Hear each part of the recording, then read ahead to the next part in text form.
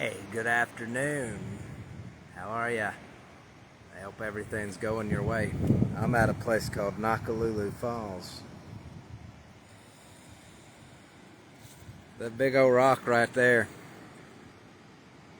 It's got an energy going in and out. It's got the pulse and the breathing effect.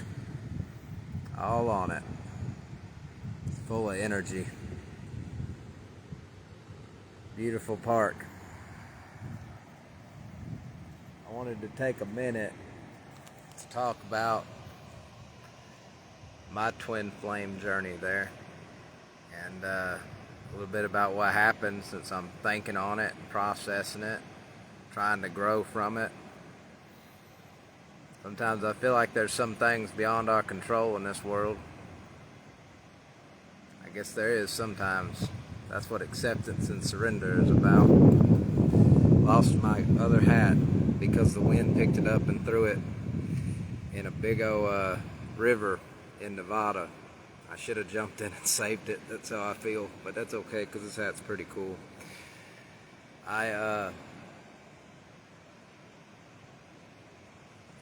So on that day that I went and rented the Jeep,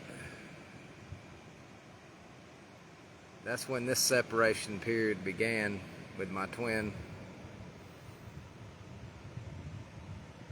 I was tired and I didn't feel much like making love that morning. And when we're tired, we can't process everything as well as we can when we're not tired. And instead of being able to feel vulnerable and comfortable like that and articulate, not right now, I'm tired, let me rest. I've come all the way across America to see you, and I'm tired. And my body's adjusting to the time zone difference. And instead of doing that, I kind of tried to roll away, and I tried to make a joke out of it because it kind of annoyed her. She got kind of aggravated, and I could feel it. And it ended up resulted in us both acting like clowns at each other, to the point that I just wanted to leave the situation. She took me to the airport, and I thought, well, I can get on the airplane today, or I can sit down and catch my breath. And that's when I ended up renting the Jeep and seeing all kinds of stuff in Nevada. I found the floating mountain, and on the side of a highway, just driving down it, and I just happened to glance out at the right time, and there it was, just like I had always seen it. And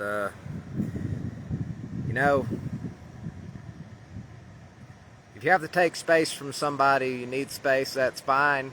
And there's a difference between needing space and taking space and giving somebody the silent treatment.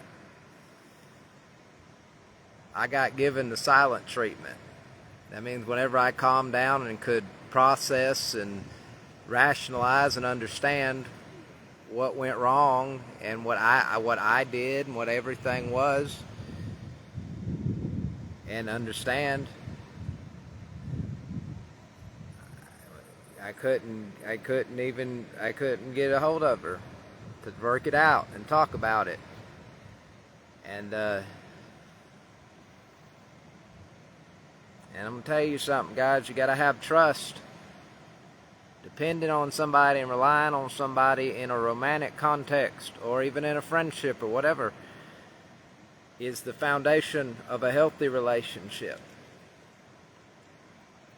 And someone who give you the silent treatment like that, I could have got out there in the wilderness of Nevada, not knowing anybody but her, got hurt, and needing help, or being in a hospital needing emotional support, and I could have never got a hold of her. She's never known. And we all need a person we can trust our life with. And the difference between taking space and silent treatment is very simple. When you take space, when the person reaches out to you in a text, you'll respond. You don't cut off all communications and block everything about them and only to undo it a week or so later. You know? Ultimately, if I got hurt out there, it's my problem, right?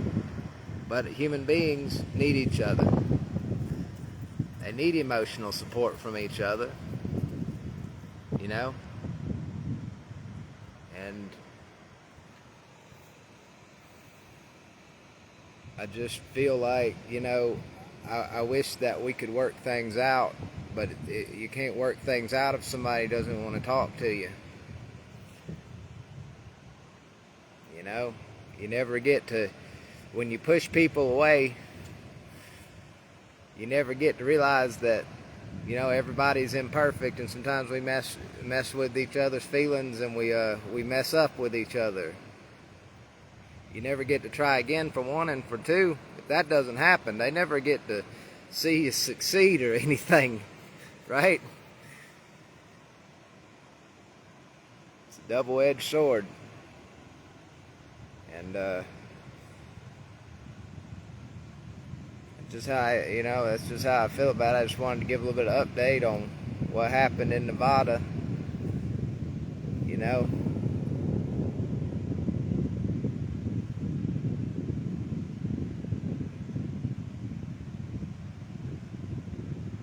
two clowns acted like two clowns over a misunderstanding and no patience.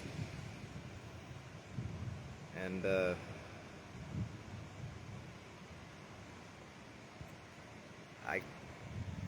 I guess I have to go through that, because I have to improve it.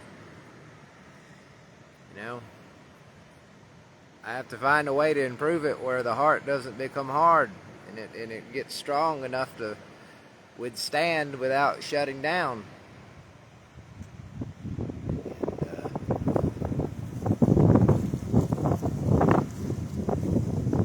A lot of people walking around, they built self-love, and it's not really that, because they built it off of hurt feelings and pride and anger, and I don't want to be hurt ever again. You don't get love from those things, and love doesn't stand on those things. You know? You don't never get to realize you've done anything wrong and apologize and keep working on a relationship that somebody just silent treatments you.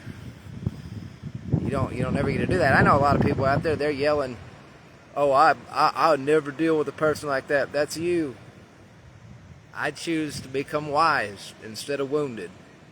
And if I block somebody off from my life, and close and slam a door, lock it, bolt it shut, burn a bridge in front of it to somebody, I'm just being wounded. I'm hiding.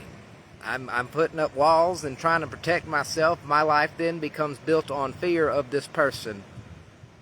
And I already did that. I already tried that. I tried it damn near 14, 15 years of my life.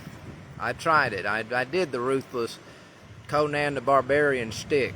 I did it. I already did it. That's how I know. Well, that's how I know this way is better. This way leads to bliss and love and joy. The other way leads to fooling and bullshitting yourself.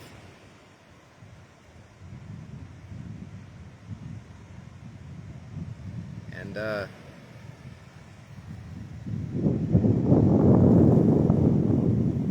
Carmen, if you're out there, I'm sorry for whatever I'm sorry for my role in what has happened and transpired. And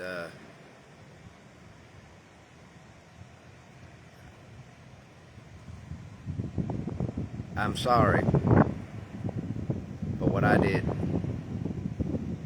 And I forgive you for what you did to me. And my door is always open, and the bridge is always unburned. And yeah, I hope everything goes everybody's way. I hope you try to make it go yours if it ain't. I'll see ya.